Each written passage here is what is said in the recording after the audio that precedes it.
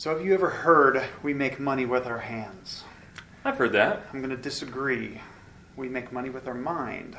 Our hands are just one of the many tools that we have that our mind uses to create. I could agree with that. I'm Royce, this is Jean-Paul, and we are talking about investing and business ownership today. And either one of those topics is an enormous topic that we could spend a lot of time on. We've definitely had successes and failures in these areas, and we have a few good conversation starters that we would like to share. Yeah, we're not subject matter experts, but we've learned a few things that... some things the hard way. Yes, School of Hard Knocks. Yeah. So I'm going to start with Luke 16, verse 11. Okay. So this is actually another parable talking about money, and this is the tail end of it. I don't want to dive into the whole thing for sake of time. But Jesus says, "Therefore, if you have not been faithful in the unrighteous mammon," which is another way to just say money, "who will commit to your trust true riches? And if you have not been faithful in what is another man's, who will give you what is your own?" So let me rephrase that. If you haven't been faithful with money, who's going to entrust to you true riches? And so you ask the question, what is true riches? Mm-hmm. In your life, true riches are people. Yeah. When you really boil it all down, and I think everybody can agree that true riches are people. And so I see a lot of people, we all probably see a lot of people that have this idea that they're going to be, great ministers of gospel, yet they want to ignore all the financial principles. Right. I mean, how often have we talked about money's the kindergarten of the spiritual? Yeah. And what is the spiritual all about? God's got us, He's investing in relationships. That's why He created us, was for relationship. All of the other things that we pursue, often carnally, they boil down to that intimacy and that relationship. Yeah. Is what we're looking for. And so in Matthew 25, there's another parable where Jesus is basically talking about there's a master who invests all of these talents with these different people, and one got 5 talents, another I think got 3, and the last one got 1, and everybody doubled their, the original investment, except the person who got 1 just went and buried it in the ground. Sure. And I will leave it to you to read the end of that parable, because it's actually kind of scary. Yeah. So basically, they were not happy with that person who just buried it in the ground. And we all, before I lose you, because you're thinking, oh, I'm nowhere near business ownership, or I'm not at investing yet. Everybody invests their time every day into something. Yeah, and when you realize this, you realize we've all got a set amount of time. Mm-hmm. How are we spending or investing that time? You have to ask yourself the question, what are you investing your time in? And so we're going to use that concept, time is money. I don't actually agree. We may have time for that. I don't completely agree, but we're going to use that concept to kind of draw out some truths about investing in money. Mm-hmm. So if you are investing your time every single day and you are literally just trading it for a paycheck, we're just talking about kind of the financial part of it, but you could be investing in something that creates a residual income for you to help you retire or do some other things. Mm-hmm. That would be a potentially good investment of your time. Sure. A great example that I read about one time was the difference between pounding nails and typing words, right? Pounding nails, you're building a house, but you only get paid one time for every nail that you pound. Mm-hmm. But when you create something, you type words, you write a book, say, or a play or something like that, you have the potential to get paid on that multiple times. And it may be the same amount of money invested into each project, but the returns are very different. Yeah.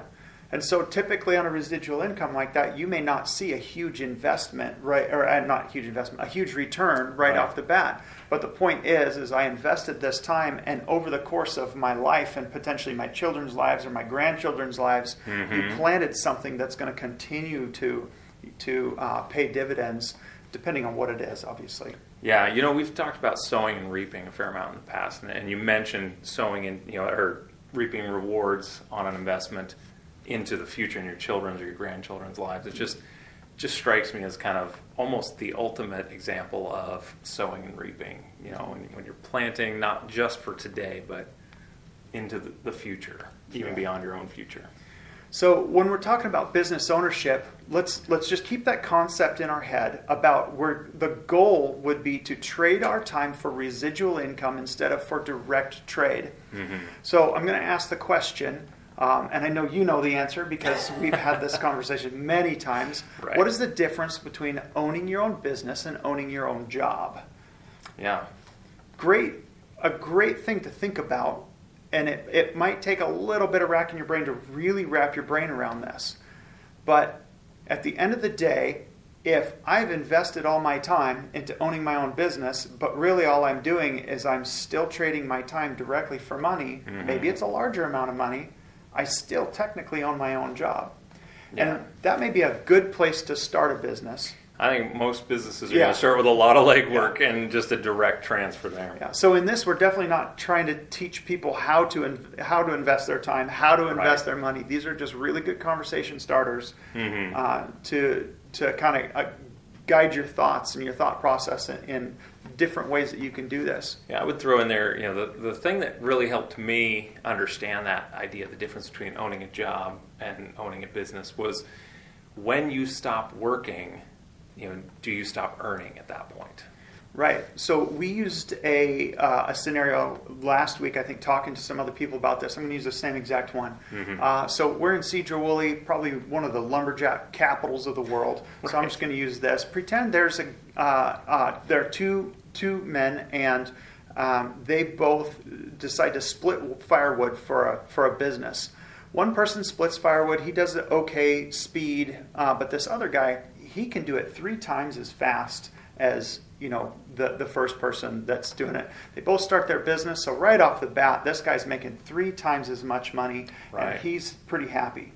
And he's just cranking it out there. But this guy, maybe he's a little bit slower, but he starts to say, I'm going to get more people splitting wood with me. Mm-hmm. I'm going to give them the majority of the profit, but because I have all these clientele and I know where to get the wood, really all I need to do is just get people splitting. And so eventually he has 20, 30 people splitting wood for him, and now he doesn't need to split wood anymore because he's just basically putting person A with person B, taking a little bit of the profit. Yeah. And this guy over here, he split wood 3 times as fast, but when he stops working, that's it. That's it. Right.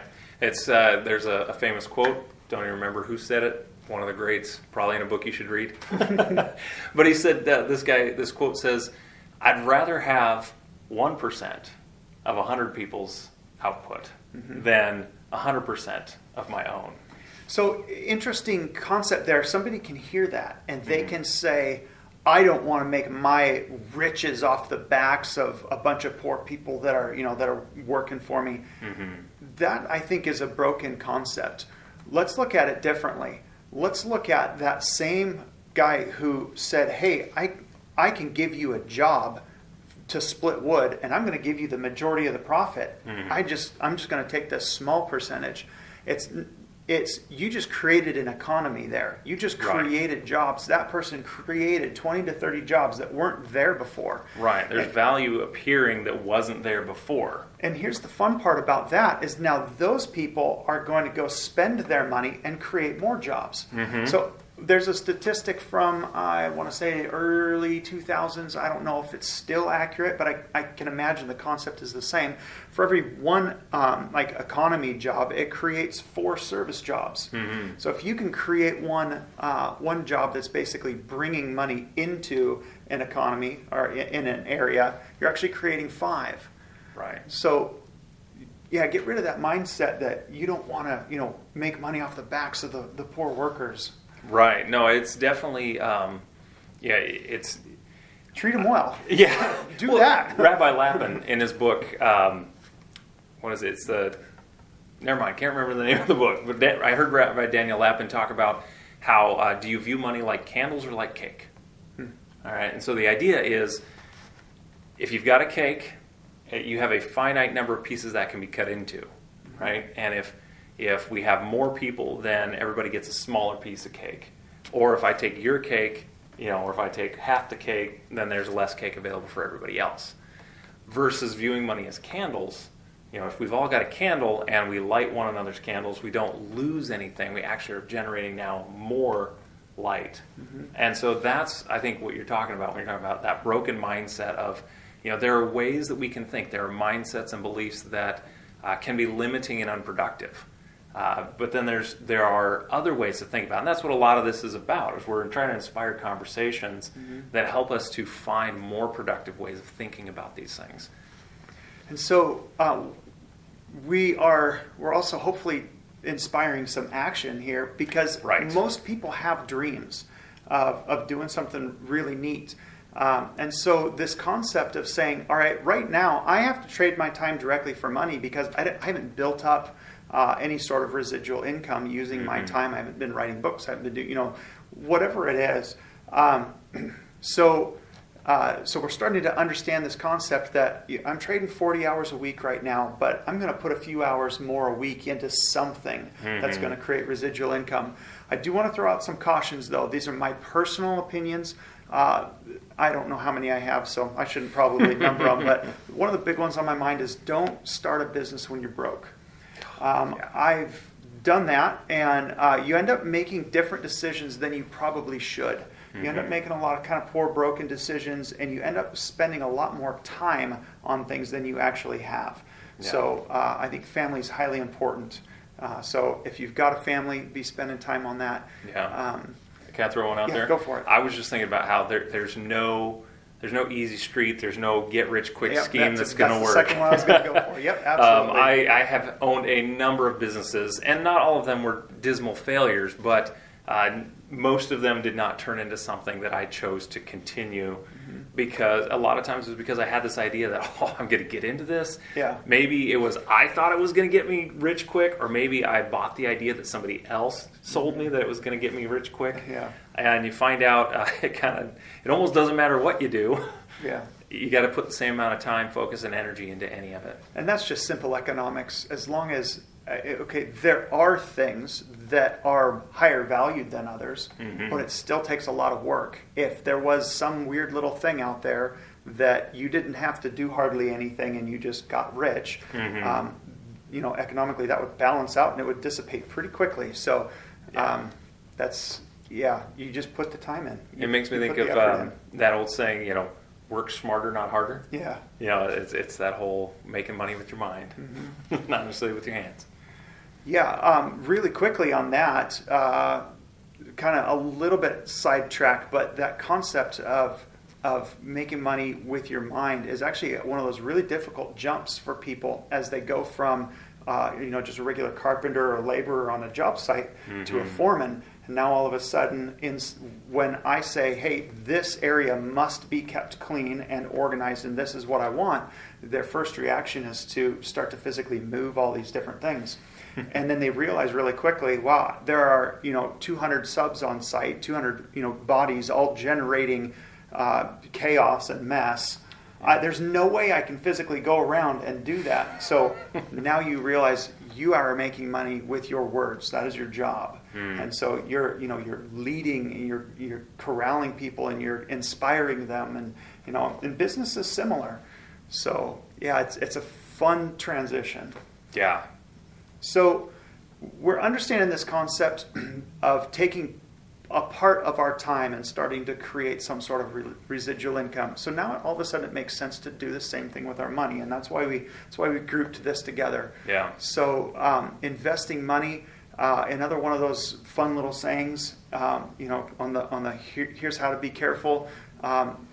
If you can't explain it to a fifth grader, I'm trying to remember where I heard that. I think it was Dave Ramsey course. Oh, if you can't explain it to a fifth grader, you probably shouldn't be investing in it. I think that concept rings true for business concepts or for financial investing. A tiny side note, I would say I found it even just in my job in sales. If you can't explain it clearly and concisely so a fifth grader could understand it, your level of understanding may need a little work. Yeah. Let's see. What else was there about that? Well, when we talk about investing money, not just time, I love some of the classics like The Richest Man in Babylon. And I don't know if it was from that or Dale Carnegie, but the idea is that you go out, you make some money, you save some, you spend some. It's not wise to invest all of it or to spend all of it. You got to find balance in these things.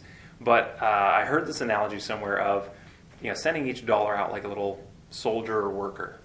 So now as you go about your day, it's not just you exchanging your time for money. You've got some of your money going out there and earning for you as well. Yeah. Then I think one other caution might be the balance of investing. You mentioned you don't put all of your money into investments. Obviously, there's some balance that's there. I think especially when you're in debt.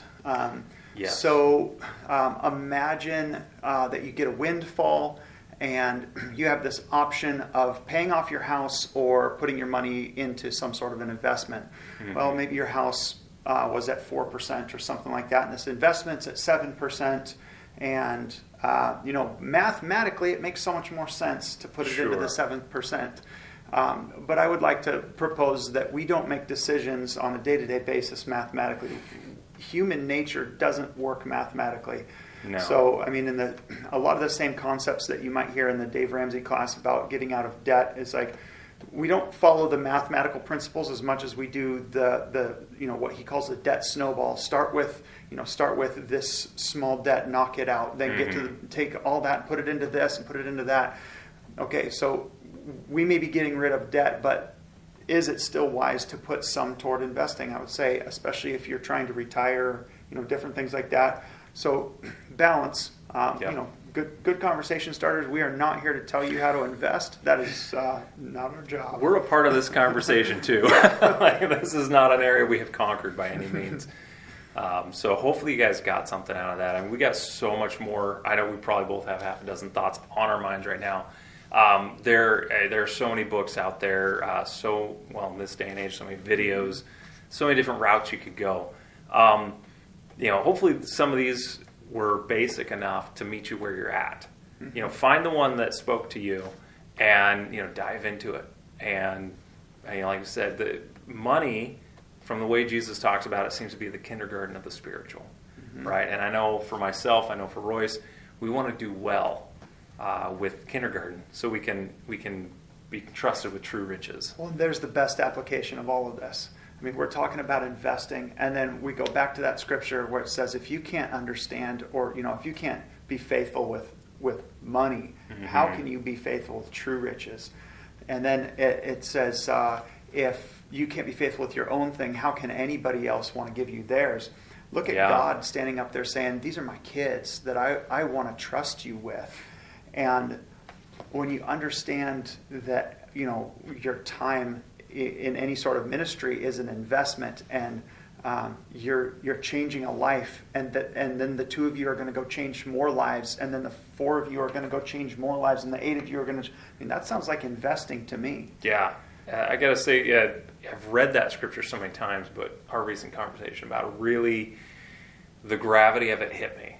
I've always wondered, what's the deal here? Money versus true riches, and then when you understand true riches to be relationship, and you understand a little bit about the dynamics of interpersonal communication and how to invest in and grow people. The weight of that is amazing. Some of the richest people I know don't invest heavily or any of that kind of stuff. They may not be rich in money, but man, they I'm thinking of a few different people. They have clean stuff. They take care of their stuff. They take care of their family. They know how to invest in people and love on people. And man, you take some Ebenezer Scrooge who has a bunch of money, and calamity hits, bad things happen. Sure. He has nobody. And then some person over here and calamity hits, and everybody gathers around that person. Just think about the Great Depression, right? Yeah. How many Wall Street finance guys jumped out of windows when things went bad. Yeah. And then you look at the families that survived and thrived through that. Yeah. Because of their relationships. Yeah. Interesting conversation. I think it's very multifaceted, especially when you throw in the spiritual conversation on that. Yeah. So enjoy this one. Absolutely. Maybe set a 20-minute timer for yourself and spend some focused time figuring out how could you invest your time a little bit differently. Yeah, and see what God says about it. Holy Spirit is to guide us into all truth. So Absolutely. He's got good stuff for us. All right, guys. Hope to talk to you soon.